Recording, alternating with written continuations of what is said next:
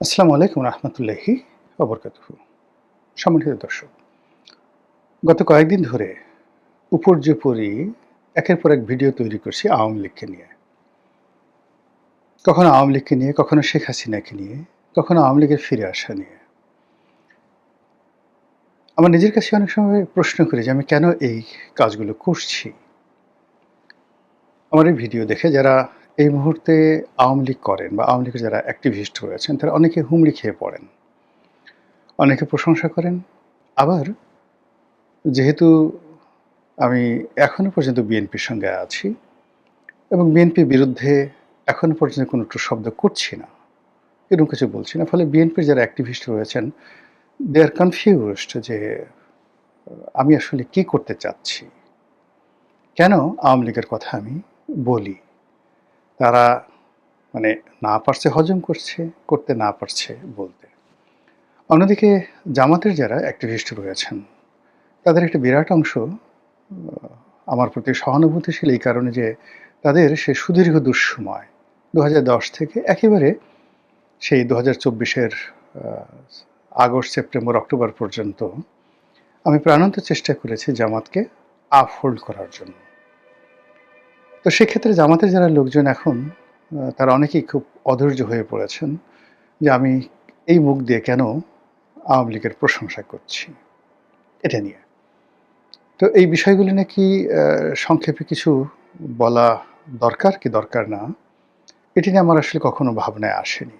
ভাবনায় আসেনি এই কারণে যে আমাদের এই সমাজে যারা মূলত এই যে সোশ্যাল মিডিয়াতে কথা বলেন, এদের 99.99% তারা হলেন অ্যাক্টিভিস্ট। অর্থাৎ একটা বিশেষ দলকে সাপোর্ট করেন আর একটি বিশেষ দল বা গ্রুপকে ঘৃণা করেন। এটাকে ঠিক অ্যাক্টিভিজম, এটা জার্নালিজমও নয়, কিংবা এটা যে পলিটিক্যাল অ্যানালিস্ট বা অনেকটা এডিটোরিয়াল বা পোস্ট এডিটোরিয়াল ক্যাটাগরির যে সকল কথাবার্তা আমাদের সমাজে প্রচলিত আছে সেগুলো নয়। জাস্ট ৯৯% যারা লোক রয়েছেন সামাজিক মাধ্যমে কথা বলেন এরা সবাই অ্যাক্টিভিস্ট, একটা বিশেষ দলকে পছন্দ করেন আর একটা বিশেষ দলকে ঘৃণা করেন এবং ওটা তার বৃত্তের বাইরে তারা যেতে পারে না। তাদের দলের জন্য সাতক্ষণ মাপ আর প্রতিপক্ষের সব কিছু খারাপ। আমি আমার জীবনে শৈশব থেকে এই কাজটি কখনো করতে পারিনি। এটা বলতে পারেন আমার একটা ব্যর্থতা। আমি অনেক সময় একেবারে খুব ছোট বয়সে আমার আব্বাকে সমালোচনা করেছি, কাকাকে সমালোচনা করেছি, ভাইদেরকে সমালোচনা করেছি। এমনকি নির্মম এবং নিষ্ঠুরভাবে আমি নিজেকে সমালোচনা করেছি। পরিবার পরিজন, ছেলে মেয়ে, আমার যারা লোকজন তারা সবাই জানেন যে মানে এ যখন সামনে আসে উচিত কথা কাউকে সে ছাড়ে না। আমার স্ত্রীকে জিজ্ঞাসা করবেন, সন্তানকে জিজ্ঞাসা করবেন, আমার ভাইদেরকে জিজ্ঞাসা করবেন। আব্বা নেই, মা আছেন, জিজ্ঞাসা করবেন, একই কথা বলবে। একেবারে মুখের উপরে টাস করে ছোটকাল থেকে বলে আসছে। আমার কাছে যেটা সাদা, সাদা, কালো, কালো। যেমন ধরুন আমি আওয়ামী লীগের এমপি ছিলাম। ছাত্রলীগ করেছি ছোটকাল থেকে, অন্য কোনো দল করিনি। কিন্তু কেন আমি আ আওয়ামী লীগ জমানাতে আওয়ামী লীগের বিরুদ্ধে বলতে যাব বলেন? সেটা ২০০৯ সন থেকে একেবারে from the day one তখন থেকে বলে আসছি। এবং যে কথাগুলোতে আমি তখনও বলেছি, there was no malice, no prejudice.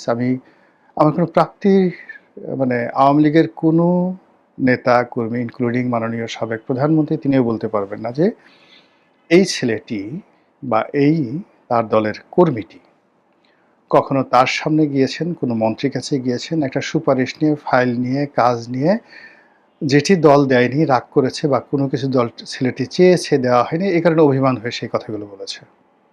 কেউ বলতে পারবেন না। আমি এই কথাগুলো আমার কাছে অড মনে হয়েছে। বিবেকে আ সাড়া দিয়েছে তাই বলেছি। এই গেল ১। ২ নম্বর হলো যে আওয়ামী লীগে থেকে যে জামাতের কথা বলা যাবে না, বিএনপির কথা বলা যাবে না, এটা তো একটা বেকুবও বুঝে। কিন্তু আমি তো তখন যখন বাংলাদেশে তারেক রহমান সাহেবের নাম উচ্চারণ কেউ করতে পারত না, পত্রিকায় লিখা তো দূরের কথা, তখন তাকে নিয়ে পত্রিকায় কলাম লিখেছি। আজকে তারেক রহমান সাহেব কী করবেন ক্ষমতায় বসে, এটা আমি সেই ২০১২, ১৩, ১৪ সনে পত্রিকায় লিখে দিয়েছি যে উনি ক্ষমতায় আসলে ভবিষ্যতে এই কাজগুলো করবেন। একটু মিলিয়ে দেখেন, যারা পড়াশোনার অভ্যাস আছে, নয়াদিগন্ত পড়েছেন, বাংলাদেশ প্রতিদিন পড়েছেন, দেখবেন যে মোটামুটি মিলে গেছে। সেই কথাগুলো আমি বলেছি। তো এটা আমার যে রাজনৈতিক ভাগ্য, আওয়ামী লীগের সঙ্গে সেখানে অশনির সংখ্যক জন্ম নেবে, এটা তো সবাই বুঝে। তারপর আমি কাজগুলো করেছি। আমার কাছে মনে হয়েছে এগুলো করা দরকার। আবার ডক্টর মোহাম্মদ ইউনূসের জামানাতে সবাই যখন তাকে তেল মারছে, আমি ফ্রম দ্য ডে ওয়ান আমি তার সমালোচনা করছি। আবার এখন এই যে কথাগুলো বলছি, কেন এই কথাগুলো বলছি? প্রথমত যে এখন এই যে আওয়ামী লীগের প্রাসঙ্গিকভাবে অনেক কথাগুলো চলে আসে। যেমন ধরেন হঠাৎ করে বললাম যে গাছের কথা মনে পড়ে, গাছের কথা নড়ে চড়ে আপনার কথা মনে পড়ে। আমি কিন্তু এমনিই বলেছি, সবাই বলে যে আরে এ তো শেখ হাসিনার কথা বলছে। আমি বললাম যে পদ্মার নদীর উপর দিয়ে যখন যাই, এক্সপ্রেসওয়ের উপর দিয়ে যাই, তখন কার কথা মনে পড়ে? এরকম অনেকগুলো জিনিস এসে যায়। আর এগুলো মানে আওয়ামী লীগের ইনভাইট করার জন্য নয়। এটা আপনি যদি বলেন যে অ্যাজ এ পলিটিক্যাল অ্যানালিস্ট, সেটা হলো সরকারের মধ্যে একটি জিদ তৈরি করা, একটি জিহান তৈরি করা, একটি যশ তৈরি করা। যেমন ধরেন খুব ছোট, আমি জানি না এটা আমার কারণে হয়েছে কিনা বা অন্য কোনো কারণে হয়েছে কিনা। এই যে সরকার একটা পদ্মা ব্যারেজ করতে চাচ্ছে, সরকারের দ্বিতীয় পদ্মা সেতু করতে চাচ্ছে, তারপরে আরও অনেকগুলো মেগা প্রকল্প। অথচ তারেক রহমান সাহেব কিন্তু প্রথমে সিদ্ধান্ত নিয়েছিলেন যে তিনি এই মেয়াদে কোনো মেগা প্রকল্পে হাত দেবেন না, কিন্তু এখন তিনি মেগা প্রকল্পে হাত দিচ্ছেন। তো এই যে মেগা প্রকল্পে হাত দেওয়ার ক্ষেত্রে সামাজিকভাবে এই দলটিকে ইনফ্লুয়েন্স করা, বলা বা প্রতিযোগিতার মধ্যে ফেলে দেওয়া কিছুটা হলেও আমি করেছি। আবার আওয়ামী লীগের কথা বলে, আওয়ামী লীগের সফলতার কথা বলে সরকারের মনে ঈর্ষা তৈরি করে যদি সরকার দ্বারা কোনো ভালো কাজ করানো যায় আর এর বিনিময়ে যদি কেউ আমাকে 10টা গালি দেয়, আমি মনে করি এটা কোনো খারাপ কিছু নয়। আরেকটি ব্যাপার হলো যে এখন আওয়ামী লীগ বলতে গেলে মজলুম। আমি খুব ছোটকাল থেকে, একেবারে শৈশব থেকে আমার ক্ষুদ্র সামর্থ্য অনুযায়ী যখন কোনো মজলুমকে দেখেছি, অত্যাচারিতকে দেখেছি, হোয়াট এভার মেবি, আমি সেখানে সাহায্য করেছি, তার পাশে দাঁড়িয়েছি। পরবর্তী জীবনে যখন আমার সামর্থ্য হয়েছে, আমি কখনো কোনো বিপদে পড়া মানুষের সাথে আমার পরম শত্রু, তার সঙ্গে আমি কখনো মানে তিনি বিপদে পড়েছেন তখন তাকে আঘাত করেছি, এরকম কোনো ঘটনা নেই। যেমন ধরেন আমার বাড়িটা ভেঙে দেওয়া হয়েছে। এই বাড়ি ভাঙার সঙ্গে আওয়ামী লীগের যারা লোকজন আছেন তাদের একটা অনেক মানুষ জড়িত ছিলেন, ইনক্লুডিং সেই অনেকেই জড়িত ছিলেন, আমি আরও কারো নাম বলবো না। তো 5ই আগস্ট যখন বিপ্লব হলো, আমি যদি শুধুমাত্র গলা চিপে উপস্থিত থাকতাম, হাজার হাজার মানুষ 10 মিনিটে যদি উপস্থিত থাকতাম, হাজার হাজার মানুষ প্রতিশোধ পরায়ণ হয়ে আওয়ামী লীগের কত নেতাদের যে বাড়িঘর ভেঙে চুরে ইটগুলো খুলে ফেলে দিত, সেটা আপনারা কল্পনাও করতে পারবেন না।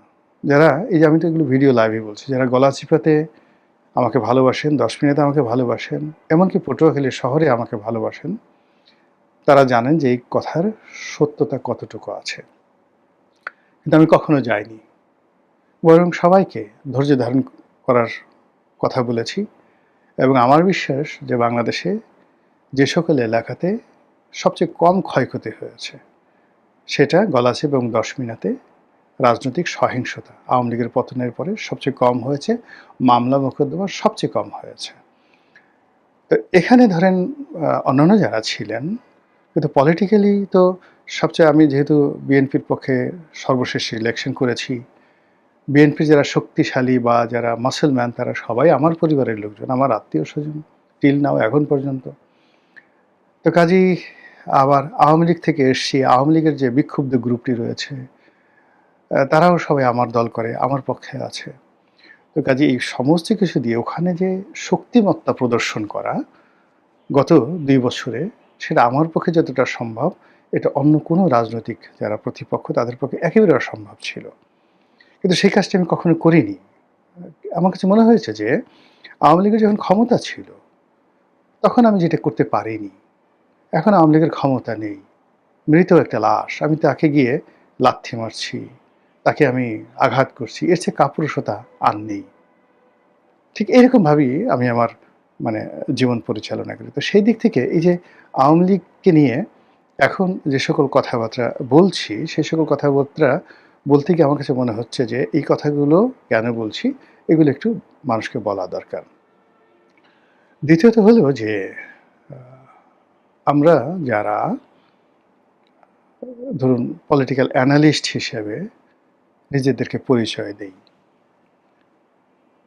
তাদের ১ম যাকে বলা হয় যোগ্যতা, মানুষের যে পলিটিক্যাল অ্যাটিটিউডটা রিড করতে পারা।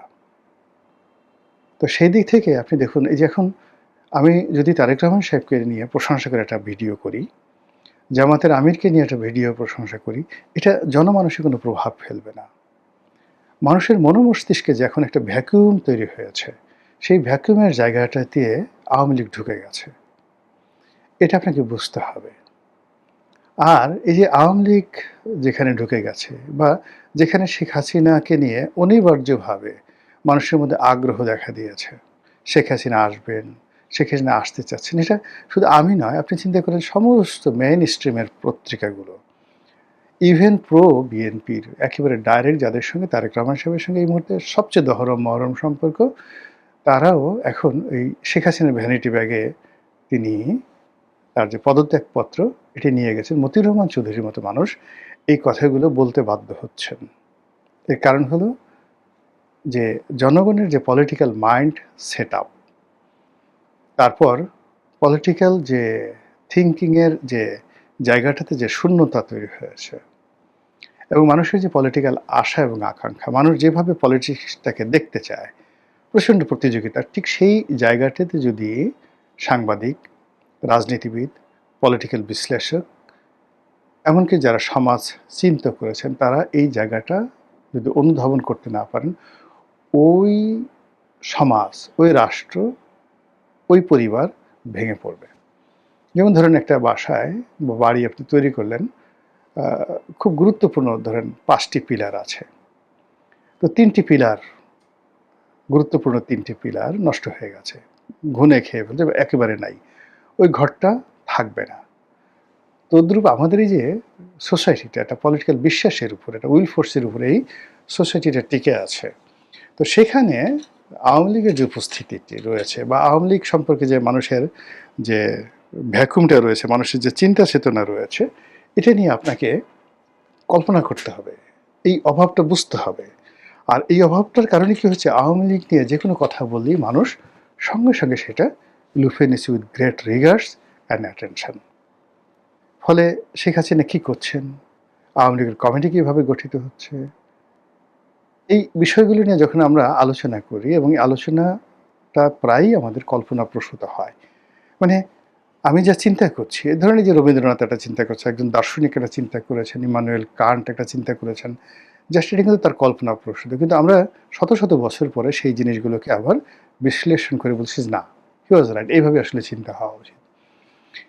তো সেক্ষেত্রে আওয়ামী লীগের যে অনুপস্থিতি বা ফিরে আসা, তার যে কৌশল, সেই কৌশল নিয়ে আলোচনা করব খুব সংক্ষেপে, যেহেতু ভূমিকাটা বড় হয়ে গেছে। আওয়ামী লীগ ফিরে আসার চেষ্টা করছে এবং তারা ফিরে আসতে পারবে কি পারবে না, এটা পরের ব্যাপার। কিন্তু ফিরে আসার চেষ্টা করছে এবং ফিরে আসার জন্য তারা যে কৌশল অবলম্বন করছে, একেবারে এই মুহূর্তে ইরান এবং আমেরিকার যে যুদ্ধ, ডোনাল্ড ট্রাম্প এবং আয়াতুল্লাহ আলী খামেনি মারা যাওয়ার আগ পর্যন্ত তাদের মধ্যে যে কৌশলগত বুদ্ধিমত্তার খেলা চলছিল এবং এখন এই মুহূর্তে থেমে থেমে আক্রমণ হচ্ছে, গেরিলা আক্রমণ হচ্ছে, বিমান হামলা হচ্ছে, গ্রেনেড হামলা হচ্ছে, ড্রোন হামলা হচ্ছে, আবার শান্তি আলোচনা হচ্ছে। এর মধ্যে একে অপরকে কৌশলে জড়িয়ে ফেলেছে। এই যে ইরানের যে কৌশলটা এই মুহূর্তে, খুবই দুর্বল অবস্থান, সীমিত অর্থ, তারপর যাকে বলা হয় সীমিত সামর্থ্য, যুদ্ধ করার যে ক্ষমতা সেটাও সীমিত, কিন্তু তারপরে বিশ্বের একটা পরাশক্তিকে নাকে দড়ি দিয়ে সে ঘুরাচ্ছে তার প্রজ্ঞা দ্বারা, মেধা দ্বারা এবং তার জনসমর্থন দ্বারা। আর সবচেয়ে বড় ব্যাপার হলো, ইরানের একটা দীর্ঘ হেরিটেজ আছে, ঐতিহ্য রয়েছে যে তারা কখনো পরাজিত হয়নি, তারা লড়াই সংগ্রামে জিতেছে, তারা হাজার হাজার বছর ধরে পৃথিবী শাসন করেছে। এই লিগেসি দিয়ে খুব সহজে আমেরিকাকে সন্দেহ তৈরি করা যাচ্ছে। ফলে এখন ডোনাল্ড ট্রাম্প বলতে বাধ্য হয়েছেন যে ইরান আক্রমণ করা তার ঐতিহাসিক ভুল, যেভাবে তার পূর্বসূরীরা ভুল করেছেন ইরাকে ইন্টারভেন করে।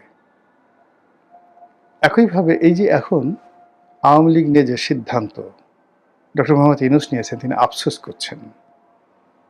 যদি তিনি আওয়ামী লীগকে রিভাইভ রাখতেন, আওয়ামী লীগ যদি এই অবস্থায় থাকতো, আওয়ামী লীগ, বিএনপি, জামাত পুরো রাজনৈতিক ময়দানে এমন একটা অবস্থা তৈরি করতো যে তিনি অনায়াসে 5 বছর পার করে দিতে পারতেন।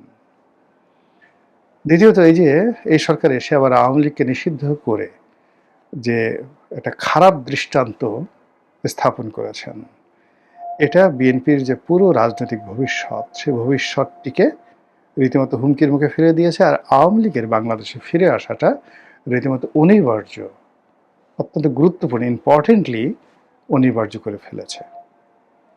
তো এই যে ইরান এবং ডোনাল্ড ট্রাম্প, ইরান এবং আমেরিকা, এই যুদ্ধের যে অসম একটা যুদ্ধ, সেই যুদ্ধের পরিণতিতে আজকে বিজয়টা যেভাবে ইরানের একেবারে হাতের মুঠায় এসে গেছে, মধ্যপ্রাচ্যের সকল সম্ভাবনা যেভাবে আমেরিকার হাত থেকে ইরানের হাতে চলে এসছে, যে হরমুজ প্রণালী ইরান কোনোদিন সেখানে কোনো লেভি আরোপ করেনি, কেননা অ্যাজ পার ইন্টারন্যাশনাল ল অনুযায়ী কোনো ন্যাচারাল, যে সেটা নদী হোক, খাল হোক, সমুদ্র হোক, প্রাকৃতিক, তার উপরে কোনো দেশ লেভি বসাতে পারে না।